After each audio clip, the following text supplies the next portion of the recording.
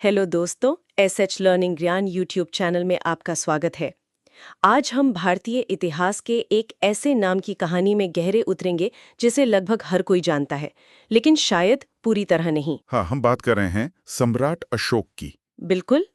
हमारे पास जो स्रोत हैं, मतलब बौद्ध ग्रंथ अशोक वदान से लेकर अशोक के खुद के पत्थर के शिलालेखों तक, वो एक हैरान कर देने वाली तस्वीर पेश करते हैं। एक ऐसे इंसान की तस्वीर जो अपनी जिंदगी के एक हिस्से में चंडाशोक कहलाता है यानी क्रूर अशोक। और दूसरे हिस्से में धम्मशोक यानी धर्म का पालन करने वाला अशोक। तो आज हमारा मिशन है इस बदलाव की परतों को खोलना और ये समझना कि इतिहास का शायद सबसे बड़ा विजेता, शांति का सबसे बड़ा दूत आखिर बना कैसे। और ये सवाल बहुत अहम है क्योंकि अशोक की कहानी सिर्फ अतीत का कोई किस्सा नहीं है। हाँ, सही बात है। ये सत्ता, हिंसा, पश्चाताप और एक साम्राज्य को नैतिक आधार पर चलाने की कोशिश की कहानी है। हम देखेंगे कि उनके शुरुआती दिन कैसे थे, जिसे कामाशोक का दौर कहा गया। फिर वो चंडाशोक कैसे बने और कलिंग में ऐसा क्या हुआ जिसने सब कुछ बदल दिया। और अंत में उनके धम्म का असली मतलब क्या था, जिसका प्रतीक आज भी हमारे तिरंगे में मौजूद है। तो चलिए कहानी की शुरुआत से शुरू करते हैं। अशोक मौर्य सम्राट बिंदुसार के बेटे तो थे, लेकिन सिंहासन तक उनका रास्ता वो फूलों से नहीं बल्कि कांटों और खून से भरा था। हाँ, वो सीधे सीधे उत्तराधिकारी थे ही नहीं। बिल्कुल। बहुत ग्रंथ, खासतौर पर अशोकावदान, ये बताते हैं कि सिंहासन के लिए एक भयानक संघर्ष हुआ था। उनके अपने भाइयों के साथ। हाँ, उनके सौतेले भाई सुसीम, जो बिंदुसार के बड़े बेटे थे, वो असली दावेदार थे। लेकिन अशोक ने न सिर्फ सुसीम को, बल्कि कहा तो ये भी जाता है कि अपने कई और भाइयों को भी रास्ते से हटाकर सत्ता हासिल की। इसीलिए उनके शुरुआती दौर को दो बहुत ही नकारात्मक नामों से याद किया जाता है, कामाशोक और चंडाशोक। कामाशोक का मतलब तो शायद भोग विलास में डूबा हुआ राजकुमार, सही पकड़ा। एक राजकुमार के तौर पर उनका जीवन काफी विलासिता से भरा था, लेकिन जो असली पहचान बनी वो थी चंडाशोक से, यानी क्रूर या निर्दयी अशोक। बिल्कुल। सिंहासन पर कब्जा करने के बाद उसे बनाए रखने और अपने साम्राज्य का विस्तार करने के लिए उन्होंने जिस क्रूरता का इस्तेमाल किया, उसकी कहानियां आज भी सुनाई जाती हैं। पर यहीं पर एक दिलचस्प सवाल उठता है, क्या अशोक वाकई इतने ज्यादा क्रूर थे, या फिर ये बौद्ध इतिहासकारों की एक तरह की, क्या कहते हैं, मार्केटिंग स्ट्रैटेजी थी। मतलब ये कि देखो, हमारा धर्म इतना शक्तिशाली है कि उसने इतिहास के सबसे निर्दयी राजा को भी एक संत में बदल दिया। ये कहानी को और नाटकी बनाता है ना? ये बहुत ही शानदार पॉइंट है। इतिहास लिखते समय अक्सर ऐसा होता है। हाँ। नायक के परिवर्तन को दिखाने के लिए उसके शुरुआती चरित्र को और ज्यादा काला रंगा जाता है। बौद्ध लेखकों के लिए अशोक एक पोस्टर बॉय की तरह थे। अच्छा। उनका परिवर्तन ये साबित करता था कि बुद्ध की शिक्षाओं में कितनी ताकत है। इसलिए ये संभव है कि उनकी क्रूरता की कहानियों को कुछ हद तक बढ़ा चढ़ाकर पेश किया गया हो। लेकिन इसमें कोई शक नहीं कि वे एक बहुत ही महत्वाकांक्षी और निर्मम शासक थे। बिल्कुल।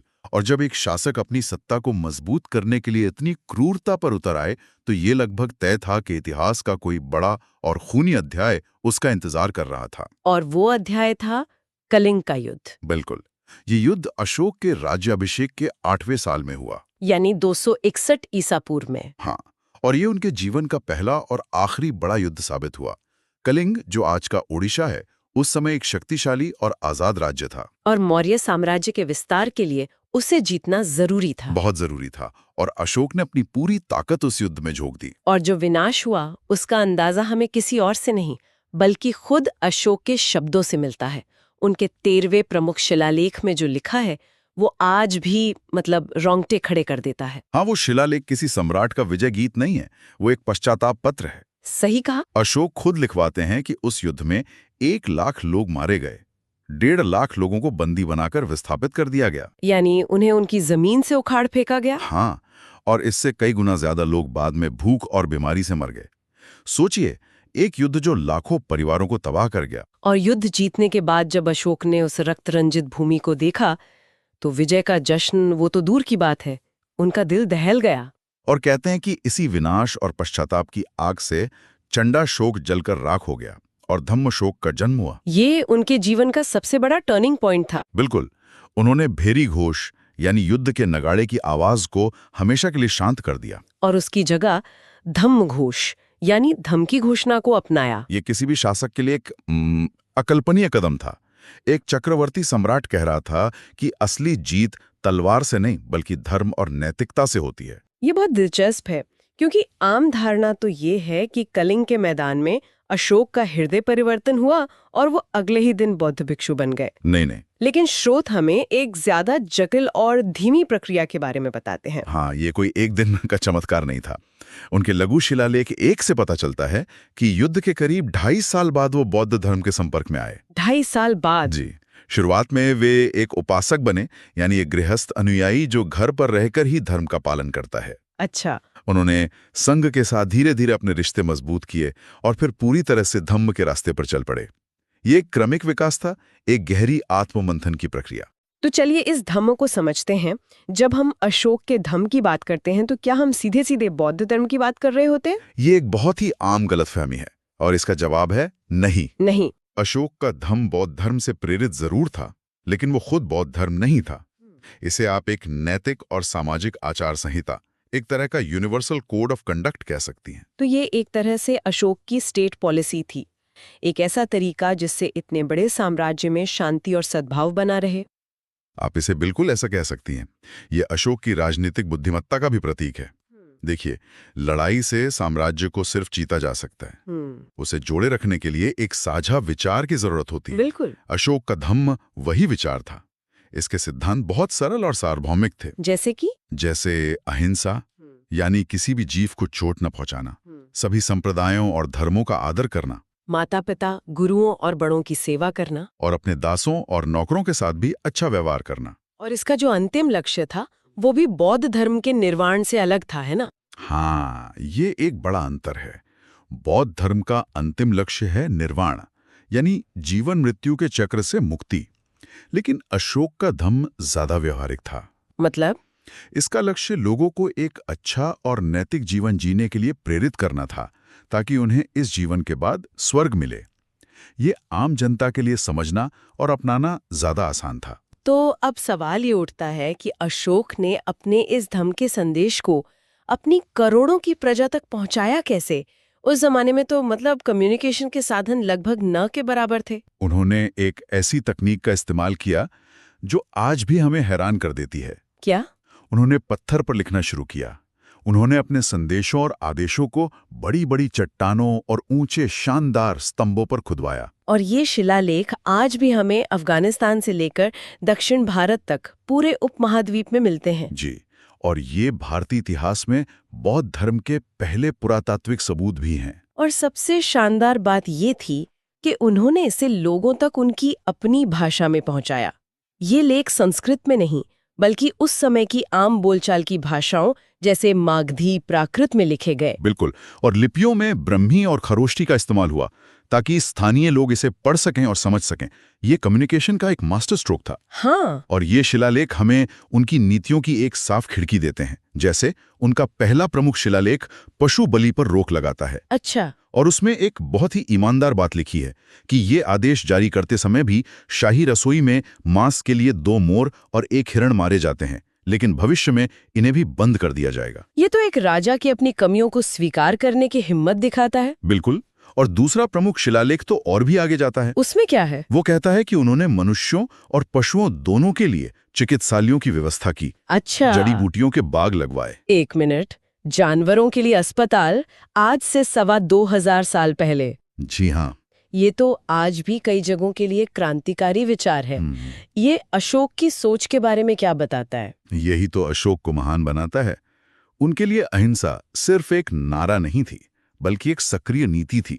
और 13वां शिलालेख, जिसकी हमने पहले भी बात की, वो तो जैसे पूरी कहानी ही कह देता है। हाँ, कलिंग का दर्द, पछतावा और फिर धम्म विजय का संकल्प। और उसी शिलालेख में एक और चौंकाने वाली जानकारी मिलती है। क्या? अशोक उन विदेशी यूनानी राजाओं के नाम गिनाते हैं जहां तक उन्होंने अपने धम्म दूत भेजे थे। सीरिया का राजा एंटियोकस, मिस्र का टॉलेमी, मैसेडोनिया का एंटिगोनस। मतलब उनकी दृष्टि सिर्फ भारत तक सीमित नहीं थी। बिल्कुल नहीं, वे अपने धम्म को एक वैश्विक आंदोलन बनाना चाहते थे। शिलालेखों की बात हो रही है तो मास्की के शिलालेख का जिक्र करना भी जरूरी है। इतिहासकारों के लिए तो वो एक यूरेका मोमेंट जैसा था। बिल्कुल था। कई सालों तक इतिहासकारों को जो शिलालेख मिल रहे थे उन पर राजा का नाम देवनाम प्रिय प्रियदर्शी लिखा था, जिसका मतलब है देवताओं का प्रिय जो देखने में प्रिय हो। हाँ, तो सब अंदाजा लगा रहे थे कि ये अशोक ही हैं, पर कोई ठोस सबूत नहीं था। फिर 1915 में कर्नाटक के मास्की में एक छोटा शिलालेख मिला, जिसमें पहली बार देवनाम प्रिय प्रियदर्शी के साथ साथ अशोक नाम भी साफ साफ लिखा था। और उस एक खोज ने भारतीय इतिहास की एक बहुत बड़ी पहेली को हमेशा के लिए हल कर दिया। तो अशोक ने सिर्फ पत्थर पर संदेश नहीं खुदवाए, उन्होंने इस धम्म को जमीन पर लागू करने के लिए एक पूरा प्रशासनिक ढांचा भी तैयार किया। सही कहा। उन्होंने धम्म महामात्र नाम के विशेष अधिकारियों की नियुक्ति की। ये कौन थे? आप इन्हें एक तरह से नैतिकता मंत्रालय के अधिकारी कह सकती हैं। इनका काम पूरे साम्राज्य में घूमना, धम्म के सिद्धांतों का प्रचार करना और ये सुनिश्चित करना था कि हर समुदाय के साथ न्याय हो रहा है। और साम्राज्य के बाहर भी उन्होंने अपने मिशन भेजे। उनके बेटे महेंद्र और बेटी संघमित्रा का श्रीलंका जाने का किस्सा तो बहुत प्रसिद्ध है। हाँ, ये बौद्ध धर्म के वैश्विक प्रसार में एक मील का पत्थर था। वो धम्म का संदेश लेकर श्रीलंका गए और कहते हैं कि वो अपने साथ उस बोधि वृक्ष की एक टहनी भी ले गए थे, जिसके नीचे बुद्ध को ज्ञान प्राप्त हुआ था। अच्छा। इसके अलावा उन्होंने बौद्ध धर्म में आ रहे मतभेदों को सुलझाने के लिए पाटलिपुत्र में तीसरी बौद्ध संगीति का आयोजन भी करवाया, ताकि धर्म का शुद्ध रूप ही दुनिया में फैले। तो ये साफ है कि अशोक का प्रभाव सिर्फ उनके जीवन काल तक सीमित नहीं रहा, उनकी विरासत आज भी हमारे चारों ओर मौजूद है। बिल्कुल, कला और वास्तुकला को ही देख लीजिए। उन्होंने हजारों स्तूप और विहार बनवाए। मध्य प्रदेश में सांची का महान स्तूप अशोक ने ही बनवाया था, जो आज यूनेस्को वर्ल्ड हेरिटेज साइट है। जी। और उनके बनवाए गए पत्थर के स्तंभ, खासतौर पर सारनाथ का सिंहशीर्ष स्तंभ, वो मौर्यकालीन कला का शिखर है। उन स्तंभों पर की गई शीशे जैसी पॉलिश की तकनीक आज भी एक रहस्य है। और वही सारनाथ का सिंहशीर्ष आज हमारा राष्ट्रीय प्रतीक है, जिसे हम हर रोज अपने नोटों पर, सिक्कों पर देखते हैं। हाँ, लेकिन हम शायद ही कभी रुककर सोचते हैं कि ये प्रतीक एक ऐसे राजा की विरासत है जिसने युद्ध को हमेशा के लिए छोड़ दिया था। ये सिर्फ 4 शेरों की मूर्ति नहीं है, ये शांति और शक्ति के संतुलन का प्रतीक है। और सिर्फ प्रतीक ही क्यों, हमारे तिरंगे के बीच में जो चक्र है उसे भी तो अशोक चक्र ही कहते हैं। बिल्कुल, वो सारनाथ स्तंभ के आधार पर बने धम्म चक्र से लिया गया है।